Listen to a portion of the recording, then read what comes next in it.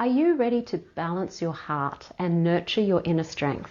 In this video, I'm going to show you a spell that perfectly aligns with the July energy of that Cancerian new moon energy and the Capricornian full moon energy to bring the nurturing qualities and the balancing aspects of Cancer and those strengthening supportive aspects of Capricorn. All you need for this spell is a green candle, some sandalwood or cedarwood oil, and some rosemary, some sage, and you're good to go. Hi, my name is Sandra. I'm the author of Crafting Your Wiccan Path, and I've been practicing witchcraft for about 35 years, and I help other witches now who are either starting their craft or have been doing it for a while and want to deepen their practice to get over the self-doubt and the overwhelm and integrate magic into their lives confidently on a daily basis. And following the seasons is one of the ways to do that. I'm in the Southern Hemisphere. Most of you who are watching this video are probably in the Northern Hemisphere. So from a seasonal point of view, we're celebrating different seasons. It's pretty much midwinter here where I am and midsummer where you are in the Northern Hemisphere. So instead of just celebrating July for the Northern Hemisphere like a lot of videos do, I'm working astrologically so that it makes sense from both a Southern Hemisphere perspective and a Northern Hemisphere perspective. And the energy that we have astrologically in most of July is still that Cancerian energy and Capricornian energy from the full moon before we head off into the end of the month, which is that more Leo energy. So Cancer's energy is about nurturing, and you want to nurture yourself during these times because we're experiencing extremes of the seasons. So it's quite cold, so you want to protect yourself from the cold in the Southern Hemisphere. And in the Northern Hemisphere, you're probably wanting to protect yourself a bit from the heat and the humidity depending on where you are. So we're thinking about what ways can you nurture yourself? What sorts of things can you do to help your practice during this month of July? And then we've got the full moon, which is the Capricorn energy. So we're working with both the nurturing side of things and the strengthening side of things. So how do you strengthen your practice? Your practice is nurturing you. How do you strengthen your heart and nurture your heart and bring more good things into your life? The spell that we're doing today is going to help you with all of that. And at the end, I'm going to give you 3 questions that you can ponder for this month of July to help you get the most out of this astrological season. Now, if you want to know where to start your witchcraft practice, but you're just confused by all of the information out there, I do have a free masterclass called How to Start Your Witchcraft Practice. And there's a link in the description field below this video. And you can also find it on my website, mysterywitchschool.com. And that just gives you an overview of all the things that we do and where's the best place to start. And then once you've done that, what can you do next and then next and next? So you're not having to try and figure it out all by yourself. So this spell, more than anything, is about building grounded confidence, giving your heart a sense of groundedness and balance so that you're not feeling overwhelmed, and giving you that sense of confidence and strength. Capricorn has that strengthening energy, very, very rooted in the ground. It's a very strong and stable earth sign, where Cancer is very much about the heart and balancing and nurturing the heart. And if you're wanting more confidence in life and you're wanting to do the things you really want to be doing with your life, you want to have that groundedness in your heart area and that sense of stability. I can do anything, and connecting the heart with your more grounded chakras of doing and being in the world. So I've selected a green candle because it represents the heart chakra.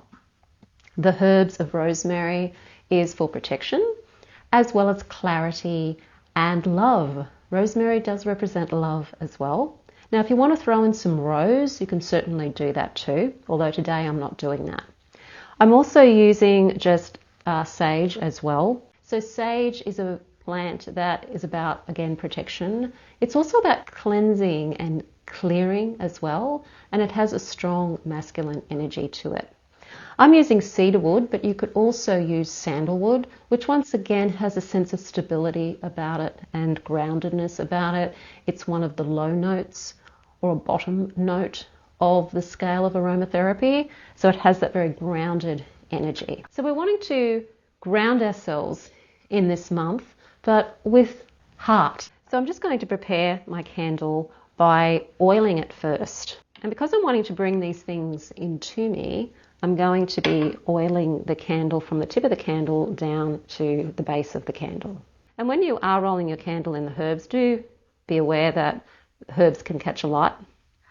Somebody did bring that to my attention in the YouTube comments, and it's something that I have forgotten to mention in all of my spell videos. I think I have mentioned it on some spell videos where I'm rolling, but sometimes I just forget to mention it. So I just sprinkle my herbs out onto my tile here. So that's the sage and the rosemary, and just sprinkling them out together. And because I'm wanting to bring this energy into me, I'm going to roll the candle towards me.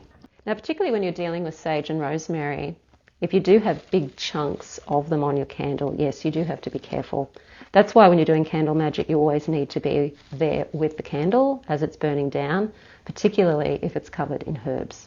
And then I'm just going to prep the candle, make it stick to my holder. Another thing I want to mention about candle magic, which I haven't mentioned in other candle magic videos, is the wick. A lot of new candles come with long wicks. If you can get hold of a wick trimmer, which trims them to about maybe 4 or 5 millimeters. I don't know what that is in inches and whatever, so you might have to convert that.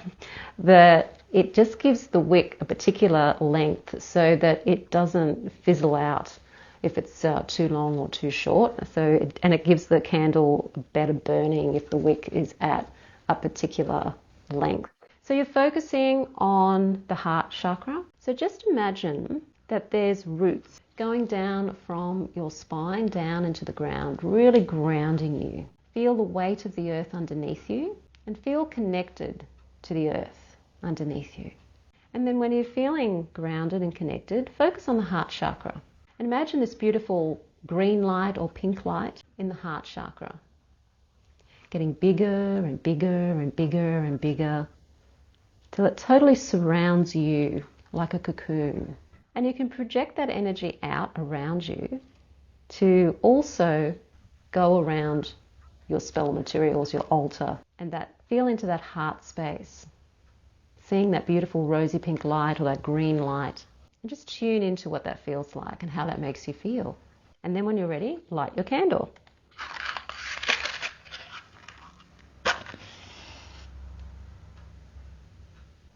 And as you're looking at the flame, feel that sense of strength of the earth underneath you, that groundedness of the earth underneath you once again. And on the in-breath, draw up that energy from the earth. But this time when you're drawing it up, think of drawing up strength and groundedness. And feel that settle around the heart chakra as you do that. And feel, what does it feel like to have that stability in the heart chakra? Are you feeling more confident already? Are you feeling safer already in that area? Tapping into your own strength, essentially. And then tune into the smell of the cedar wood or the sandalwood. How does that smell make you feel? Very grounded again. You may also be able to smell some of the rosemary and some of the sage as well. And then allow your heart chakra once again to bring that light out around you, that sense of strength around you. You're nurturing the strength, essentially. And then when you're ready, it's time to say the spell. With this flame, I ground my heart, nurture strength from deep within. Compassion guides my path. I move forward with calm confidence. And feel into the strength of this. And you can say it as many times as you want to, feeling into what it feels like to have that grounded strength. Once you've finished the spell, try to allow the candle to burn down. If you can't let it burn down safely, then just snuff it out and relight it again the next day until it does, and every day after that until it does burn down. And when you do relight it, just very quickly try and recall the feeling of confidence in the heart chakra and the groundedness of your connection with the earth when you do it. So I want to leave you with 3 questions to ponder for the month of July, utilizing the energy of Cancer and Capricorn. So let's begin with the first question. What helps me feel spiritually safe, nurtured, and grounded?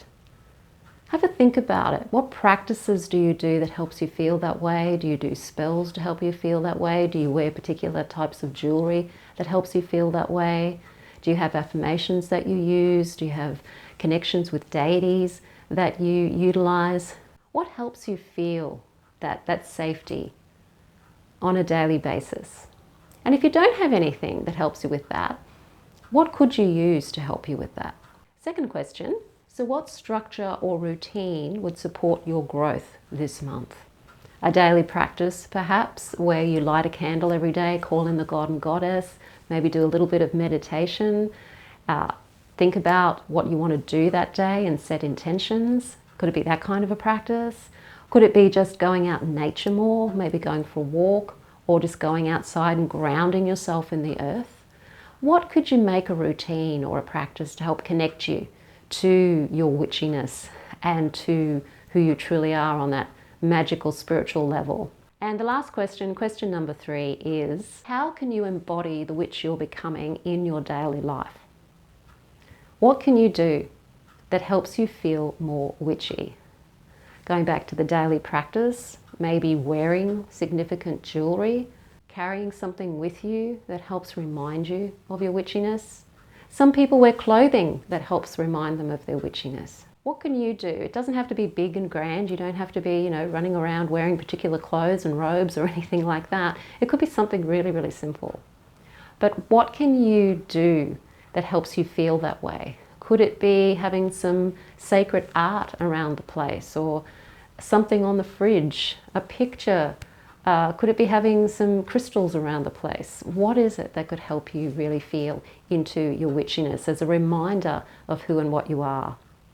These questions are there to help you bring you back to your sense of connectedness to your magic and to your witch nature, so that no matter how long you may have been on the path, you are still becoming more and more and more that inner witch. It's never something that's fully developed. It's something that you're always developing and is always growing with you. And if you want to really tap into your inner witch and grow into your witchiness, and you know that you can't do it on your own, please join the Mystery Witch School 101 Academy, because it is there to help you grow into your inner witch.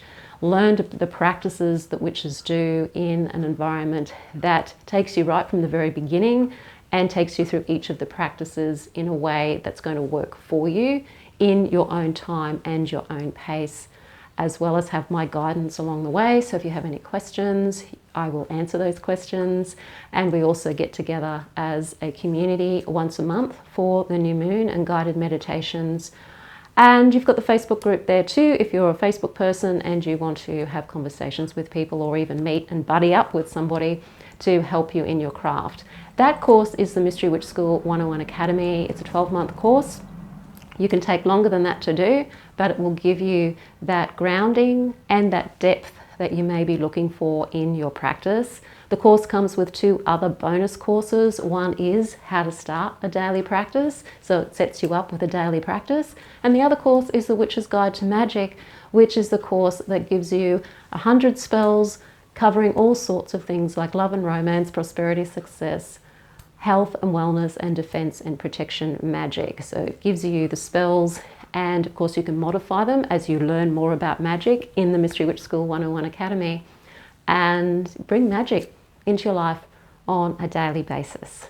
There's a link in the description field below this video for how you can sign up for that course, and there's also links on my website, mysterywitchschool.com. If you like the video, hit the like button, share it with your friends. Don't forget to subscribe, and let me know in the comments field, how are you nurturing and grounding yourself this July?